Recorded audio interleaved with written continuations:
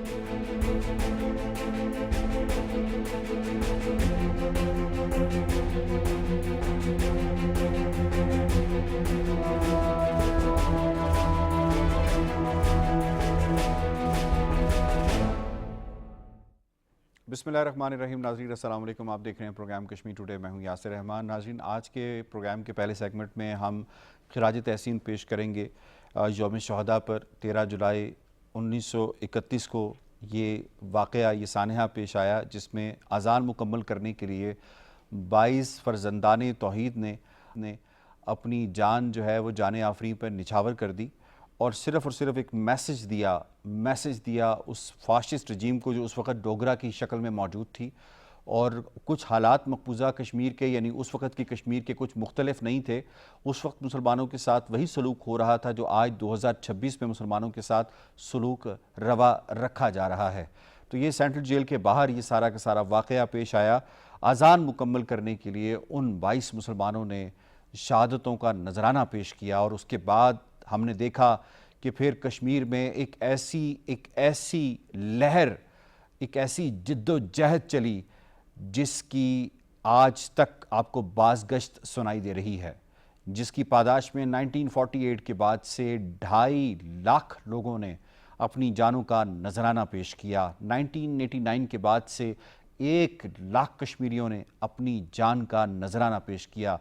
कई औरतों की इस्मतें जो हैं वो लुट गईं, कुनन पोश पूरा हुआ। इसी तरीके से पैलेट गन्स का बेदरिग इस्तेमाल किया गया, नौजवानों को मैस ग्रेव्स का निशाना बनाया गया, मुख्तलिफ जेलों में नौजवानों को डाला गया। हुर्रियत की आलमोस्ट सारी की सारी क़यादत जो है इस वक्त वो जेलों में है। बुनियाद 13 जुलाई 1931 है और वो बुनियाद, वो जो शहीदों ने इस तहरीक की बुनियादों में जो अपना खून डाला था, इतनी मजबूत एक बुनियादें फराहम की थी कि आज कश्मीरी, आज उनकी नस्ल जो है वो, जो आज की नौजवान नस्ल है वो भी उस वाक़े को, उस सानहे को फरामोश नहीं कर पाती, क्योंकि उनके बुज़ुर्गों ने जानों का नजराना पेश किया। आज हम खिराज अक़ीदत पेश करेंगे उन शहदा को और जो जिस मकसदियत के तहत किया था। तो क्या आज 2026 में वो मांद पड़ गई है, इस पर बात करेंगे। और ख़ास तौर पे दुनिया देख रही है कि किस तरह से 1931 से लेकर आज तक कश्मीरी जानों का नजराना पेश कर रहे हैं। क्या दुनिया ने उस हवाले से किसी किस्म का कोई एक्शन, वादे वही तो बहुत लिए, एक्शन लिया? और ख़ास तौर पे जो हिंदुस्तान की बर्बरियत, फाशिज़म है, वो किस हद तक मैनीफोल्ड है उस डोगरा राज के फाशिज़म से जो उस वक्त 1931 में थी। बड़े ज़बरदस्त पैनल ने हमें ज्वाइन किया है। सबसे पहले ताते हैं शमीम शॉल साहिबा, सीनियर हुर्रियत रहनुमा, किसी तारुफ की मोहताज नहीं, हमारे प्रोग्राम का हिस्सा बन रही हैं। एडवोकेट अतीकुर रसूल साहब, लीगल माइंड एक्सपर्ट हैं, ख़ास तौर पे मकबूजा कश्मीर और इंडियन जो उनका लीगल सिस्टम है, उसके लैकूनाज हैं, उसके ऊपर बड़ी गहरी नज़र रखते हैं। डॉक्टर वलीद रसूल साहब किसी तारुफ के मोहताज नहीं हैं, माहिर हैं बैनुल अक़वामी उमूर के और ख़ास तौर पे कश्मीर के हवाले से, मकबूजा कश्मीर के हवाले से बड़ी गहरी नज़र रखते हैं और ख़ुद बिलोंग भी वहीं से करते हैं। कर्नल रिटायर्ड असद महमूद साहब, दिफाई तज्ज़ियाकार, नामवर दिफाई तज्ज़ियाकार, हमें टेलीफोन लाइन के ज़रिए ज्वाइन कर रहे हैं। आप तमाम मेहमानों को प्रोग्राम में खुश आमदीद कहते हैं।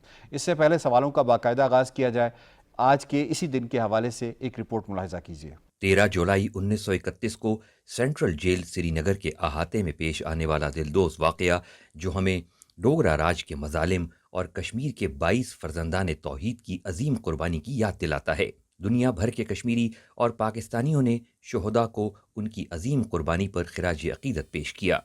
तारीख़ गवाह है, जब एक नौजवान अब्दुल कदीर के ख़िलाफ़ मुकदमे की समाअत हो रही थी, जेल के बाहर हज़ारों की तादाद में कश्मीरी मुसलमान मौजूद थे। ज़ोहर की नमाज का वक्त हुआ तो एक कश्मीरी ने अजान की सदा बुलंद की तो डोगरा महाराजा की फ़ौज ने मौज़्ज़न पर गोली चला दी। फिर दूसरा शख्स आगे बढ़ा तो उसे भी शहीद कर दिया गया।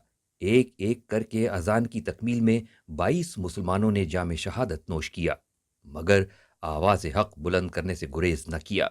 इस अजीम कुर्बानी ने कश्मीरी आवाम को ताकत दी और उन्होंने डोगरा राज के ख़िलाफ़ बाकायदा जिद्दोजहद का आगाज़ किया। लेकिन कश्मीरियों की जिद्दोजहद आज़ादी अभी तक ख़त्म नहीं हुई।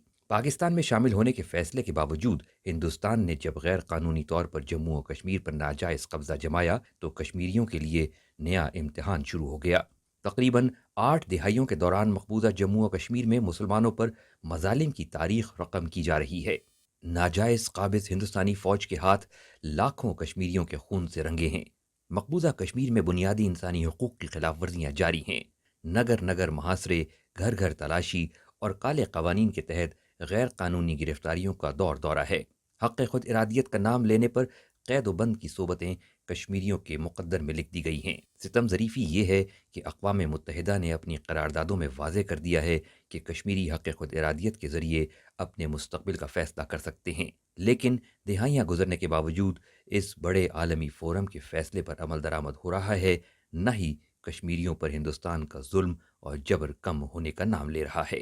اس حوالے سے میر وائز مولوی عمر فاروق صاحب کی ایک شارٹ بھی ہے، پہلے وہ ملاحظہ کیجیے گا۔ میں انتہائی عقیدت و احترام کے ساتھ ان شہیدوں کو خراج عقیدت پیش کرتا ہوں جنہوں نے اپنی جانوں کی قربانی دے کر جموں کشمیر کے عوام کی اس پرامن تحریک کی بنیاد رکھی جس میں انصاف، عزت، وقار اور اپنے جائز حقوق کی بحالی شامل تھی، جو آج بھی جاری ہے۔ آج ایک بار پھر لوگوں کو مزار شہداء جو ہے وہ جانے سے روک دیا گیا ہے، جہاں وہ فاتح خوانی کرتے، انہیں خراج عقیدت ادا کرتے۔ مزار شہداء کو سخت ترین محاصرے میں کل سے ہی رکھا گیا ہے، اور آج ہم دیکھ رہے ہیں کہ پورے شہر خاص کے تمام راستے جو ہیں وہ بند کر دیے گئے ہیں، سیل کر دیے گئے ہیں۔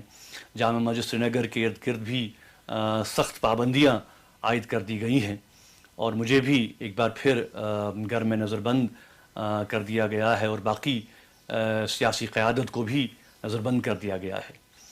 لیکن میں یہاں یہ بات کہنا چاہتا ہوں کہ مزاروں پر پہرے بٹھا کر راستوں کو بند تو کیا جا سکتا ہے، لوگوں کو گھروں میں بند کیا جا سکتا ہے، محصور کیا جا سکتا ہے، لیکن عوام کے دل و دماغ میں جو شہداء کی یاد ہے اس کو ہرگز نہیں مٹایا جا سکتا، وہ ہمارے دلوں میں زندہ ہیں۔ جی، عمر فاروق صاحب خیالات کا اظہار کر رہے تھے کشمیریوں کی ترجمانی کرتے ہوئے۔ شمیم شال صاحبہ، سب سے پہلے میں آپ کو اس میں انوالو کروں گا، کتنا بڑا واقعہ، اور آج بھی جو کشمیریوں کی 5ویں نسل ہے وہ اس واقعے کو کس اہمیت سے دیکھتی ہے؟ آج کا دن جو ہے وہ جو موجودہ جدوجہد ہے اس کی داغ بیل 1931 13 جولائی کو جو ڈالی گئی ہیں، وہ تحریک نہ کسی کی ذاتی میراث ہے نہ تھی، وہ تحریک سیاسی تحریک تھی، اور اس تحریک میں مرد و زن اور خصوصاً نوجوانوں نے جس طرح سے ڈوگرا راج کو للکارا اور سڑکوں پر جس طرح سے وہ آگے، اس کا ریکارڈ آج تک کہیں نہیں ملتا ہے کہ لاکھوں کی تعداد میں جب وہاں پر کوئی اس دوران بھی میڈیا، جس کو ہم پرنٹ میڈیا کہتے ہیں، وہ اویلیبل نہیں تھا، جو خبریں پہنچی ہیں طول و عرض میں مقبوضہ جموں کشمیر کی ریاست کے ہر ایک خطے میں، آزاد کشمیر کے اس خطے تک،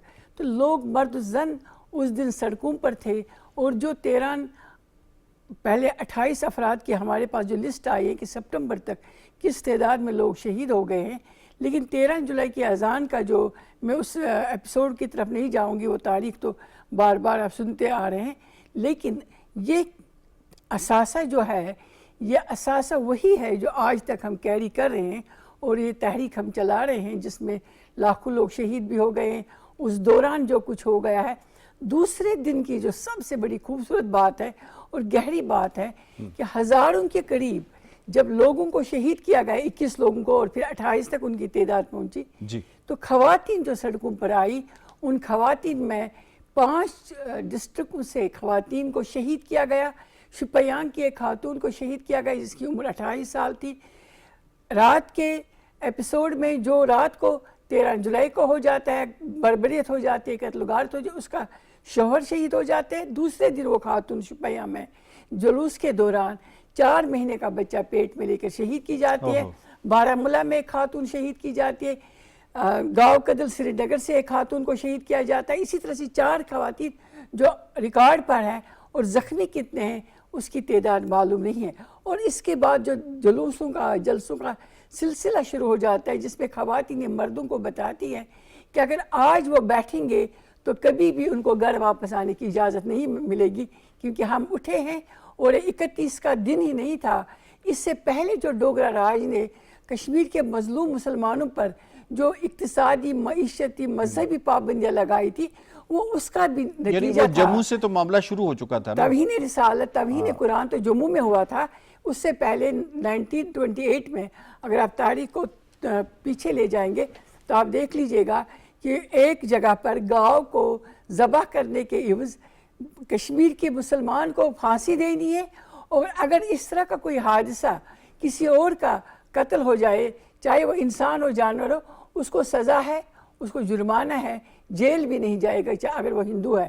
اس طرح کی ڈسکرمنیشن، پھر مذہبی پابندی کہ آپ اذان نہیں دے سکتے، آپ ریسائٹ قرآن نہیں کر سکتے کیونکہ وہاں پر ایک صبح دعاؤں کا ایک شروع ہو جاتا تھا نماز کے بعد، اس پر پابندیاں، شادیوں پر پابندیاں ہے، 50% ٹیکس شادیوں پر لگایا جاتا تھا، اور اگر شادی کرنے والا گھر میں سادگی سے شادی کرتا تھا، اس زمانے میں شادیاں سادگی سے ہوتی تھی، اس کو 50% ٹیکس دینے کے بغیر وہ نہیں دے پاتا ہے، اس کو 13 دن بیگار جس کو کہتے ہیں، بغیر معاوضے کے اس کو ڈیوٹی دینی ہے، مزدوری کرنی ہے، جسمانی تکلیفیں اس کو اٹھانی ہے، تو لوگ شادیوں سے بھی گریز اور یہ صرف کرتے تھے۔ مسلمانوں کے لیے تھا؟ یہ صرف مسلمانوں کے لیے تھا۔ اس کے بعد ہم دیکھتے ہیں یہ تحریک جب شروع ہو جاتی ہے، اس تحریک نے اس بڑی تنظیم کی، اس بڑی سیاسی نظم کو جنم دیا ہے جس کو ہم مسلم کانفرنس کہتے ہیں 1932 میں، اور مسلمان، پوری ریاست کے مسلمان اس سیاسی جو وجود میں آ گئے ایک پلیٹ فارم، اس کے ساتھ منسلک ہو گئے ڈوگرا راج کے انیشلی خلاف۔ شیخ عبداللہ بھی اس کا حصہ تھا، چونکہ شیخ عبداللہ اس وقت بہت ہی ایکٹیو تھے، لیکن کس طریقے سے آگے جب ہم دیکھتے ہیں کہ کس طریقے سے مصلحت شیخ کا شکار عبداللہ ہو کو گئے۔ ٹھیک۔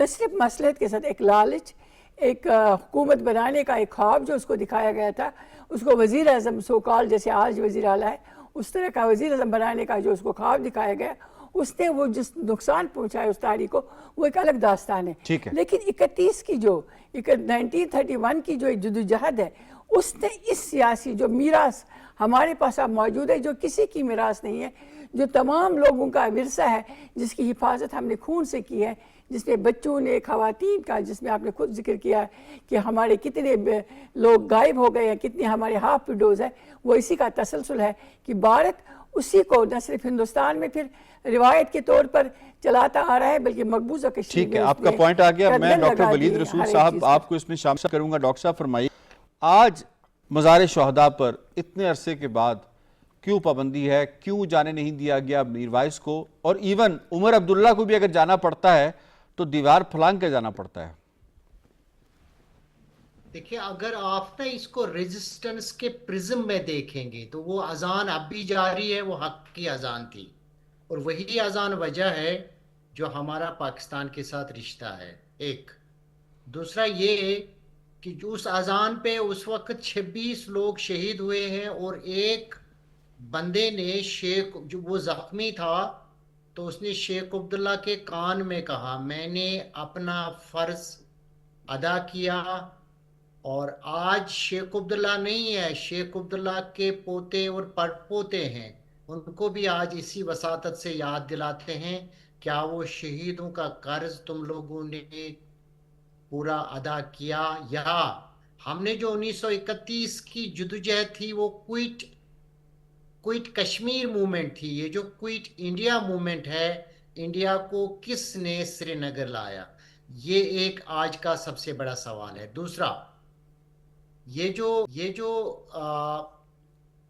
13 جولائی 1931 کی بنیاد بنی، اس میں بھی جو قدیر خان تھے وہ پاکستان سے آئے تھے اور انہوں نے آواز اٹھائی، وہ جو کنیکشن ہے وہ کنیکشن آج بھی موجود ہے۔ بڑی امپورٹنٹ بات کی ہے، پشاور سے ان کا تعلق تھا، ایک برٹش آرمی آفیسر کے ساتھ تھے۔ اور صحیح، کشمیر کا وہ کنیکشن، وہ رشتہ، وہ آئیڈیالوجیکل بانڈ، وہ گلیو آج بھی رہنا چاہیے۔ صحیح ہے۔ اور تو اب میرا اگر سوال آپ ڈاکٹر صاحب کہیں یہ گے- تھا کہ آج مزار شہداء پہ میروائس کو کیوں نہیں جانے دیا گیا؟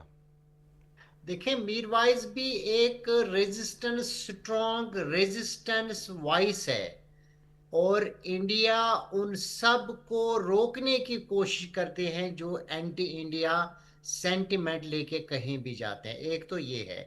दूसरा, इंडिया का अपना एक फिनामिना है, वो सिर्फ वॉइस को नहीं अब कंट्रोल कर रहा है, वो अब हर लेवल पे रेजिस्टेंस को टारगेट कर रहा है। वो हमारी हिस्ट्री को डिस्टार्ट कर रहा है। अभी उन्होंने 25 बुक्स पे पाबंदी लगा दी, और वो जो डिसेंट था रेजिस्टेंस का उसमें निकालने की कोशिश कर रहे हैं। और अगर वो ये समझते हैं कि किसी को मज़ार शुहदा से रोकने के पाबंदी से हिंदुस्तान को कोई मकसद हासिल होता, तो ये 1931 से आज तक नहीं हुआ। ठीक। और यासिर, मैं आपकी वसातत से कहता हूं कि जो अजान उस वक्त दी गई थी और जिसमें शहादतें हुई, वो अजान अब भी जारी है और शहादतें अब भी जारी है। Very right. मसलन उसमें 2.5 लाख लोग जम्मू के जो 1947 में शहीद हुए हैं, और जो लंदन टाइम्स ने डॉक्यूमेंट भी किया है, और उसके बाद आपने भी बात की है, उसके बाद मकबूजा कश्मीर की शहादतें। और ये जो सिलसिला है ये उसी अजान की तरह है। जब हम दुनिया में आते हैं तो हमारे कान में अजान दी जाती है, वाह। और वो जो अजान थी वो आज भी हमारे कानों में है कि मकबूजा कश्मीर में जो काबिज हिंदुस्तानी फौज लाई गई है, उनका उस पे नाजायज कब्जा है। और वो कब्जा जब तक है तब तक हर कश्मीरी कुर्बानी देता रहेगा, और तब तक वो अजान जो हमारी अलामत है, वो अजान आज भी अलामत है जदोजहद आज़ादी की, वो अजान अब भी जारी है। ठीक। और ये जो अगर आप रेजिस्टेंस की थोड़ी सी नॉस्टैल्जिक, जो हमारे साथ जो अहदी माजी की यादें हैं, वो हमारा असास है, आप इसमें देखेंगे कि इसमें क्रस्ट्स और ट्रफ्स आ गए। यानी अगर आप कहेंगे 13 जुलाई 1931 को डोगरा फोर्सेस ने ह्यूज शहादतें करके अपने तई तहरीक को दबा दिया, तो क्या तहरीक दब गई? ये नहीं, एक बिल्कुल भी नहीं। सबक है उनके लिए, बड़ा जो बड़ा ये समझते इम्पोर्टेंट हैं पॉइंट कि आपने रेज ताकत के किया। मैं डॉक्टर साहब बलबूते आपकी पे इजाज़त से हम तहरीक को ये दबा यही देंगे। जी डॉक्टर साहब आपकी इजाज़त से यही पॉइंट मैं कर्नल रिटायर्ड असद महमूद साहब आगे जाऊंगा। डोगरा ने उस वक्त मुकम्मल तौर पे जोर लगाया, जाहिर सी बात है उस वक्त पाकिस्तान का तो उस तरह से वजूद नहीं था और पाकिस्तान का मामला नहीं था, लेकिन एक ख्याल मौजूद था, मुसलमानों के अंदर एक नफ़रत मौजूद थी डोगरा के इस साम्राज्य को लेकर, डोगरा के इस फाशिज्म को लेकर, और उसी चीज़ को उन्होंने फिर आगे बढ़ाया अपनी जानें देकर। किस कदर आप समझते हैं कि जो कश्मीरियों ने उस वक्त रेजिस्टेंस का मुजाहरा किया 1931 में, और अपनी जानें, यानी एक होता है ना ज़ुबानी कलामी बात करना, दूसरी तरफ उन्होंने 22 लोगों ने इनिशियली अजान मुकम्मल करने के लिए अपनी जानें, जो सबसे कीमती चीज़ होती है, जान दी। ये कितना बड़ा मैसेज है खुद हिंदुस्तान के लिए कि अगर वो 22 निहत्ते लोग अपनी जानें दे सकते हैं, तो आज के जो कश्मीरी हैं उन्हीं की नस्ल में से हैं, तो वही उसी चीज का तसलसल है, वो पीछे नहीं हटेंगे। Your message on it. देखें, आप कभी सिर्फ तस्वुर में लेकर आए, वो श्रीनगर की जेल है, वो वहां पर मुकदमा चल रहा है, जोहर का वक्त हुआ है, और एक कश्मीरी हमारे नौजवान ने वो अजान देने का सिलसिला शुरू किया। और देखें जो ब्रूटल फोर्स थी डोगरा महाराज की के वेपन्स उनके पास है, वो तो सारे निहत्ते थे। आप उनकी कमिटमेंट देखें, सिर्फ तस्वुर में ला के देखें। मैं कहता हूँ कि इंसान को समझ नहीं आएगी कि ये कौन सा जज्बा था। ये वो जज्बा है कि जो आपको लड़ने की हिम्मत देता है, ये वो जज्बा है जो कट मरने की हिम्मत आपको देता है, और ये वो जज्बा है जो कि आपको जोड़ता है अपने लोगों के साथ, अपनी सरजमीन के साथ, और उससे बढ़ के मतलब उस मजहब के साथ कि जिसकी अजान के साथ आप दुनिया में आए हैं, तो उसकी इतनी हुर्मत है कि आपने वो अजान का तसलसल टूटने नहीं दिया, और 22 जाने जो हैं वो खुदा ताला के सुपुर्द कर दी। मतलब आप ये कह सकते हैं कि इसका, टू बी ऑनेस्ट, पूरी दुनिया के अंदर देख लें, शायद इस तरह का तसव्वुर बिल्कुल नहीं होगा कि जो यानी हकीकत के अंदर जो कुर्बानी हमारे उन कश्मीरी बहन भाइयों ने दी है। दूसरा, मैं आपसे ये भी अर्ज करूंगा कि ये तो 1931 की बात आती है ना, अगर इसको इवन मैं कहूंगा कि 90 साल पीछे चले जाएं, तो ये जो सिलसिला डोगरा का, डोगरा महाराज का या उनके ट्रुप्स का जिस तरीके से जुल्मो सितम का था, اور پھر کشمیری بہن بھائیوں، بڑوں کی، بزرگوں کی، بچوں کی، نوجوانوں کی، ہماری بہنوں کی جو جد و جہد ہے وہ تو 1826 آن ورڈ ایک لحاظ سے میں کہوں گا کہ شروع ہو گئی ہے اس جی، ظلم ریشمی تحریک اور جب اس معاملے سے جی صحیح ہے۔ بالکل۔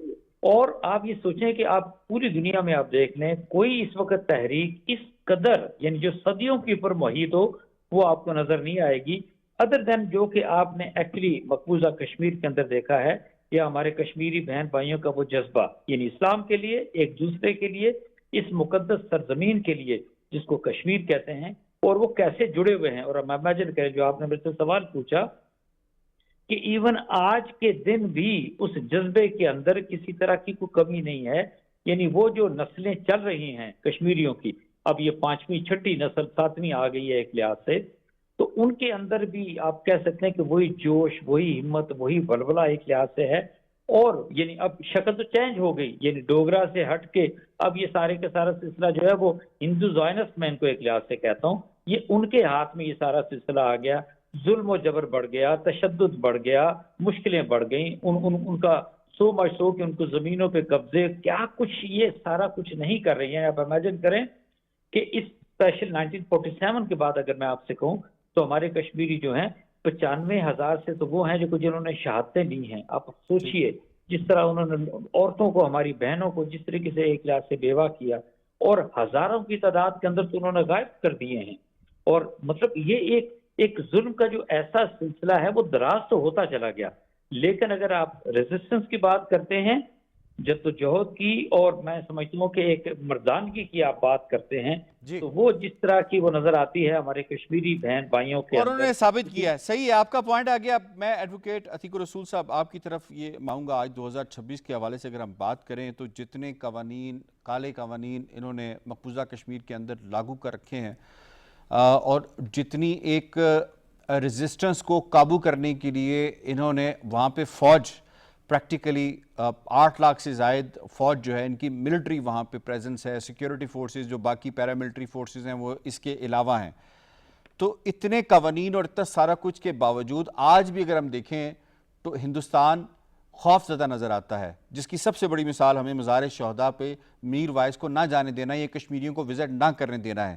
لیگلی اگر آپ اس کو ٹرانسلیٹ کریں تو کس قدر ہندوستان نے اس وقت تک وائلیشن کی ہے ان تمام انٹرنیشنل نارمز کی، کنونشنز کی، جو بطور سگنیٹری بھی وہ ضامن ہے، اور خاص طور پہ بطور یعنی انٹرنیشنلی جو ریزولوشنز ہیں یونائٹڈ نیشن کی سیکیورٹی کاؤنسل کی، اس میں بھی اس نے گارنٹی دی ہوئی ہے۔ یاسر، ایک تو یہ جو آج کا دن ہے یہ ہندوستان کی تاریخ کا، ان کی بربریت کا یا اس وقت کا جو ہے ایک تاریخ پہلو ہے، لیکن دوسری طرف یہ ایک روشن پہلو ہے کشمیریوں کی جد و جہد کا، ان کی ہمت کا، ان کی مردانگی کا، کہ انہوں نے آج اتنے 95-96 سال گزر جانے کے باوجود جو اس وقت کا اپنا جذبہ تھا اس میں کمی نہیں آنے دی، بلکہ جس طرح سے ہندوستان کی آرمڈ فورسز نے اور ہندوستان کی حکومت جو ہے وہ اس میں جدت لے آئی ہے، اسی طرح کشمیریوں کا جو جذبہ ہے بہادری کا، حریت کا، اس میں شدت آ گئی ہے۔ جہاں تک معاملہ ہے یو این کے مختلف قوانین کا، آپ یو اے پی اے کی ان کی جو مختلف کنونشنز کا، ٹریٹیز کا، ان کی اگینسٹ، ان کے ساتھ ڈائریکٹ ان کنفلکٹ جو ہے جو قوانین ہیں انڈیا نے بنا رکھے ہیں، armed forces special powers act ہے، پبلک سیفٹی ایکٹ ہے، اسی طرح یو اے پی اے ہے، جن کی بنیاد پر یا جن کے شیلٹر کے ذریعے ہندوستان کی جو فوج ہے اور ان کی جو حکومت ہے وہ تمام اپنے اداروں کے ذریعے نوجوانوں کو، وہاں کی خواتین کو، وہاں کے بزرگوں کو جو ہے وہ سپریس کر رہی ہے، ان کی آواز کو دبا رہی ہے۔ کیا ہندوستان روک سکتا ہے کسی کو مزار شہداء جانے سے؟ جی نہیں روکا جا سکتا، کسی کی جو آزادی ہے اور موومنٹ ہے کسی کی، اور جو اس کی سول رائٹس ہیں، بنیادی جو حقوق ہیں، ان کو کبھی بھی کسی شکل میں بھی ضبط جو ہے یا سلب نہیں کیا جا سکتا۔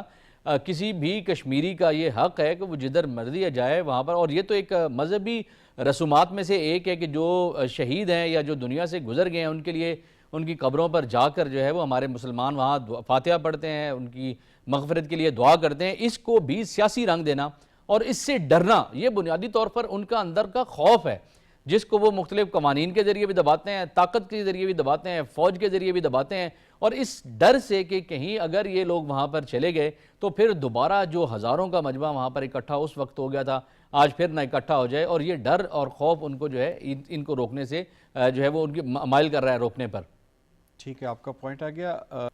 بیفور کہ ہم اس کو کنکلوڈ کریں اس اپنے ٹاپک کو، شمیم شال صاحبہ، آج کے دن کے حوالے سے ہندوستان کے لیے کیا میسج ہے بطور حریت رہنما آپ کا؟ دیکھیں، دو چیزیں بہت اہم ہیں۔ دنیا کا سینیریو بہت چینج ہو گیا ہے، عالمی طاقت میں پاکستان کی ایک بہت بڑی اہمیت بڑھ گئی ہے۔ ڈپلومیٹیکلی ہم دیکھ رہے ہیں پاکستان کا وقار بہت بلند ہے۔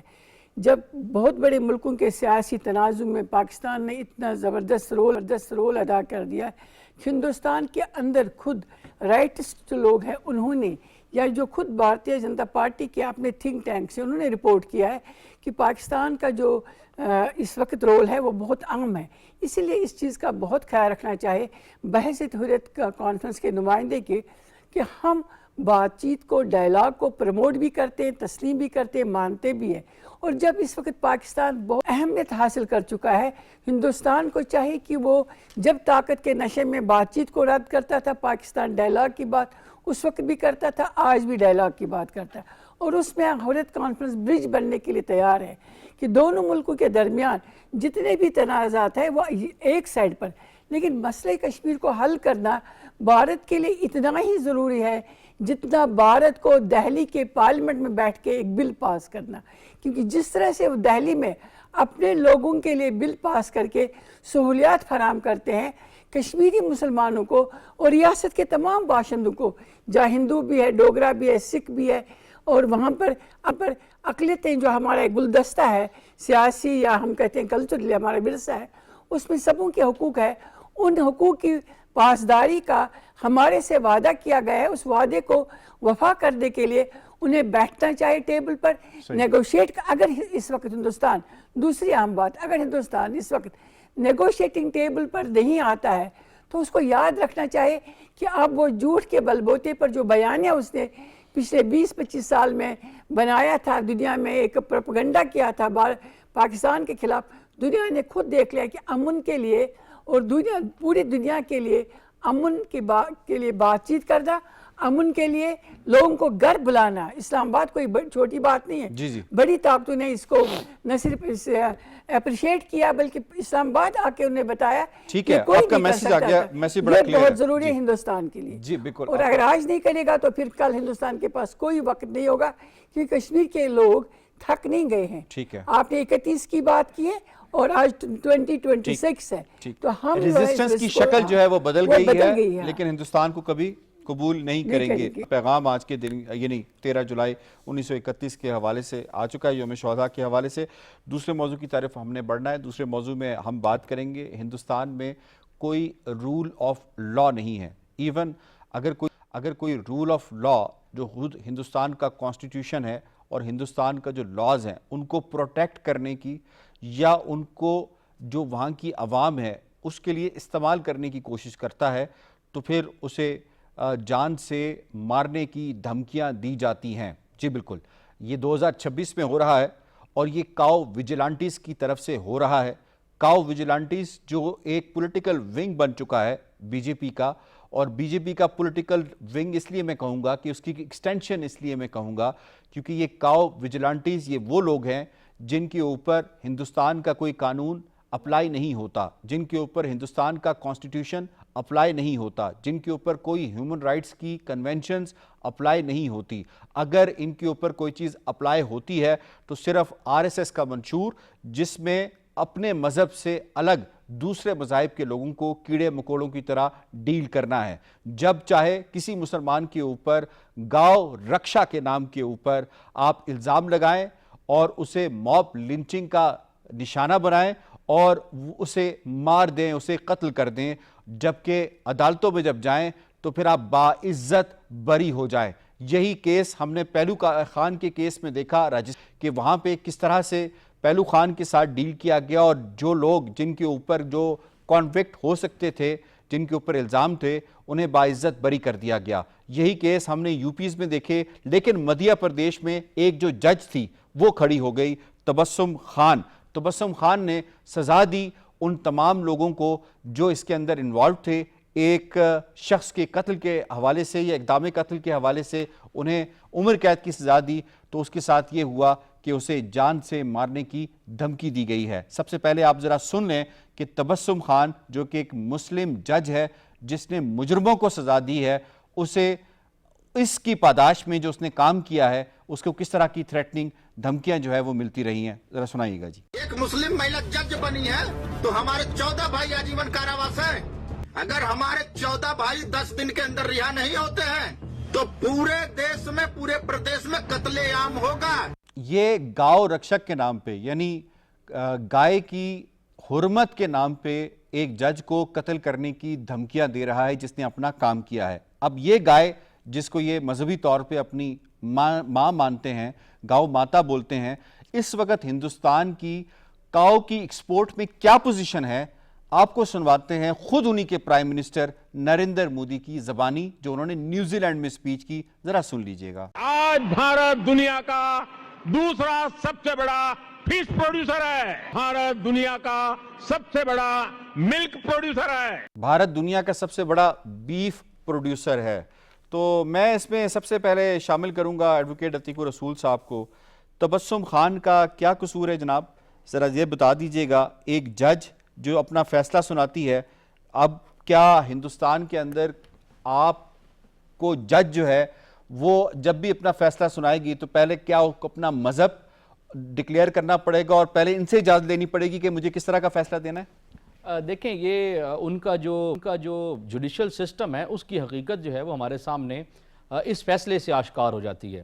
آپ دیکھیں ایک تو جج، اوپر سے پھر خاتون جج، اس کے ساتھ جس طرح کا سلوک جو ہے وہ انڈیا کی یہ جو ہندوتوا ہے اور آر ایس ایس کی سوچ رکھنے والے یہ جو ایکسٹریمسٹ ہیں کر رہے ہیں سوشل میڈیا کے ذریعے اور ان ویڈیو میسیجز کے ذریعے، وہ میرا خیال ہے اس انڈیا میں بسنے والے جو تمام رول آف لا کی یا ڈیموکریسی کی بات کرنے والے لوگ ہیں ان کے لیے اور انٹرنیشنلی بھی سب کے لیے ایک میسیج ہے۔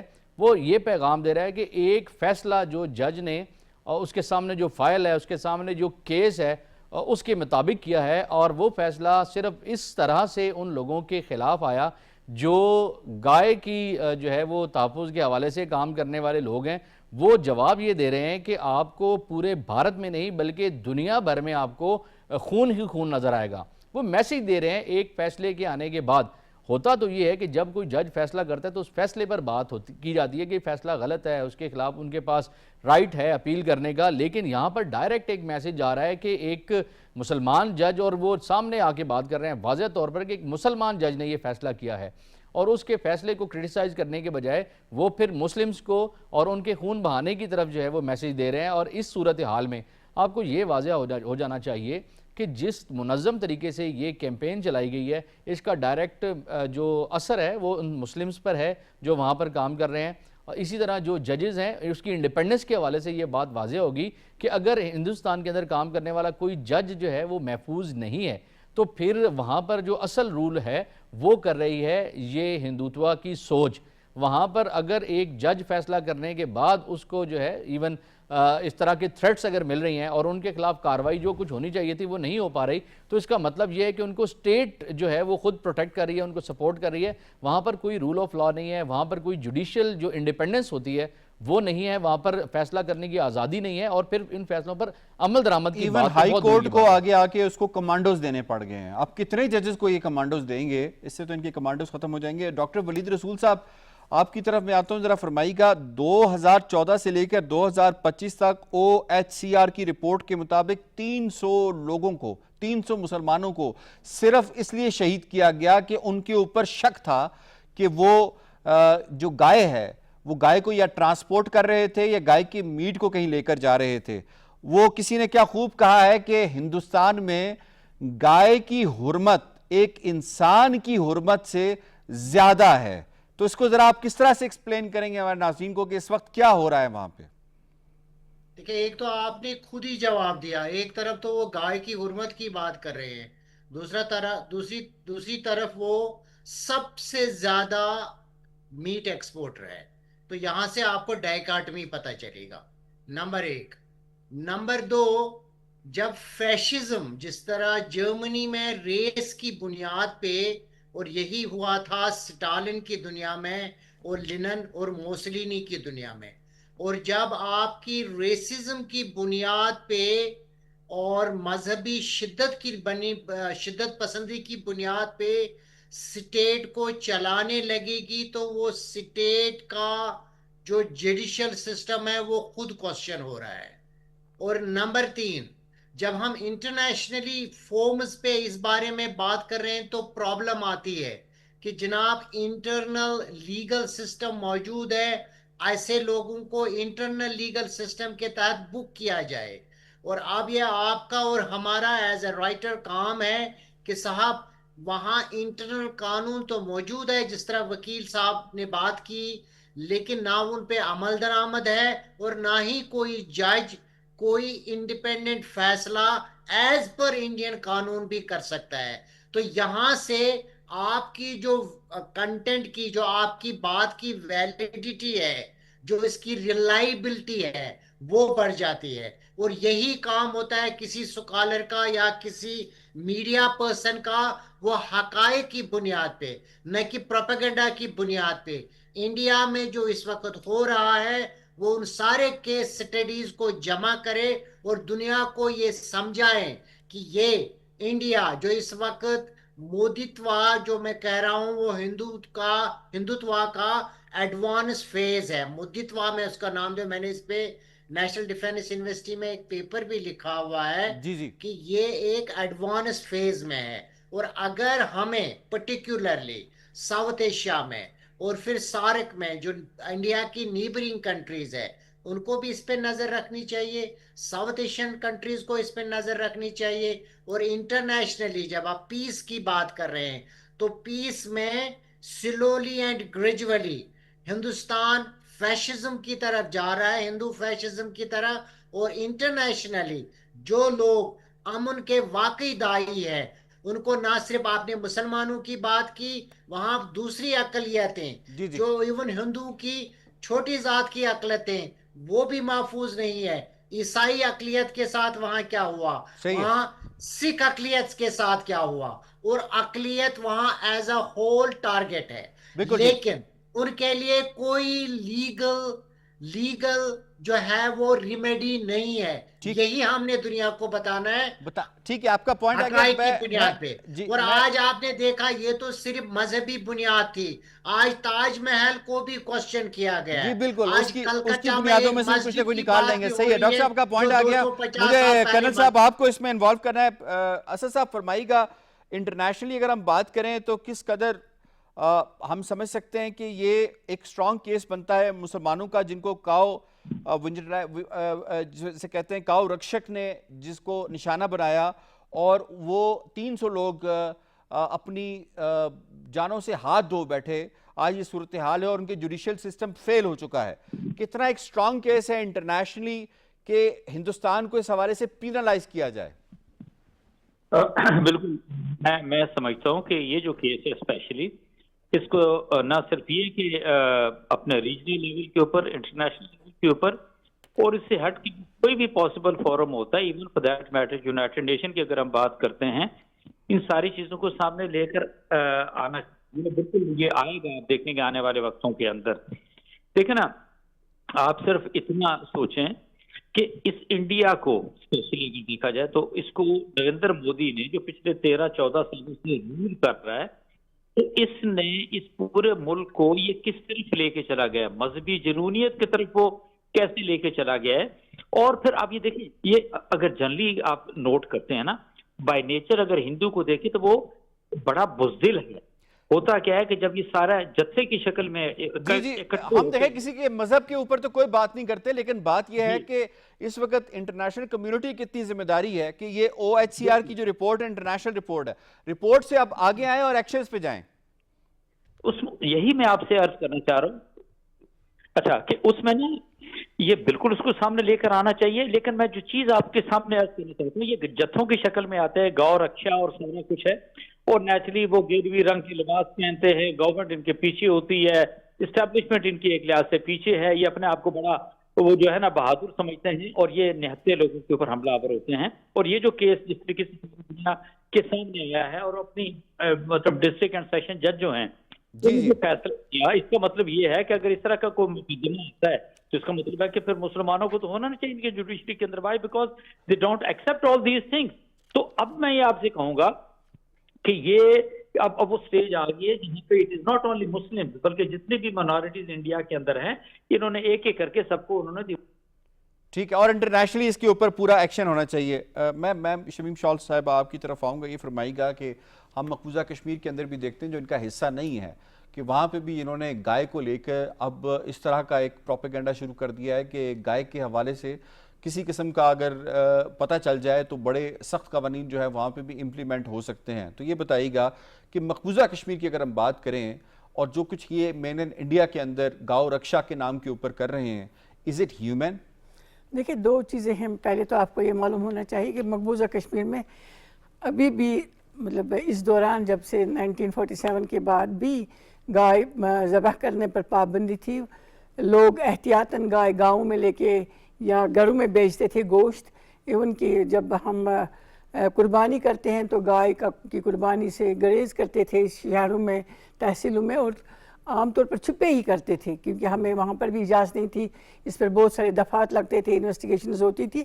اور جو آج ہندوستان میں ہو رہا ہے, ہندوستان میں اکارڈنگ ٹو یونائٹڈ نیشنز جو رپورٹس ہیں, ہیومن رائٹس واچ کی جو رپورٹ ہے اور جو وہاں کے ریسرچ اسکالرس ہیں, انڈین ریسرچ اسکالرس, وہ کہتے ہیں کہ 86% اٹیکس ہو گئے ہیں گاؤں رکشا والوں کی طرف سے لوگوں پر, عام لوگوں پر, جن پر کیونکہ ٹرانسپورٹر جو ہوتے ہیں وہ مسلمان نہیں ہوتے. اور جو 97% جو ہے وہ مسلمانوں پر اٹیک ہو گئے, وائلنس ان کے خلاف, اور اس میں 300 کے قریب 2012 سے لے کے 2018 تک. اور اسی کے سلسلے میں جو اس خاتون پر اٹیک ہو گیا یہی رپورٹس تینوں بتاتی ہے کہ اس میں سب سے بڑی غلطی کہ وہاں کی پولیس جو ہے وہ پردہ پوشی کر رہی ہے. بھارتیہ جنتا پارٹی کے پورا ایک سسٹم ملا ہوا ہے ان کے ساتھ. صحیح ہے, بالکل ٹھیک ہے. اور اس پہ یقین جب تک ایکشن نہ لیا گیا تو پتہ نہیں اور کتنے 300 لوگ جو ہیں اس کے اندر مارے جائیں گے. پروگرام سے اتنا ہی. میں شکریہ ادا کرتا ہوں اپنے تمام پینلسٹ کا کے حوالے سے تجزیہ, تبصرہ اور رپورٹ اور شارٹس آپ نے ملاحظہ کی. پروگرام کشمیر ٹوڈے سے اتنا. یاسر رحمان کو دیجیے اجازت. اللہ کے بعد.